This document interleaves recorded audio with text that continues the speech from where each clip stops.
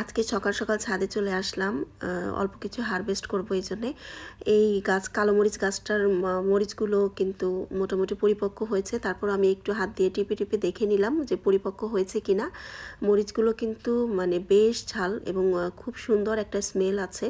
আমি যদিও খুব বেশি ঝাল খেতে পারি না, তারপর স্মেলটা আমার কাছে বেশ ভালো লেগেছে। এই যে দেখেন একটা গাছে অল্প কিছু ডালে হয়েছে, তারপরও দেখেন কতগুলো মরিচ, মানে এই মরিচটা হচ্ছে একটা থোকার মধ্যে অনেকগুলো মরিচ হয়। এখন আমি কিছু বেগুন কাটবো।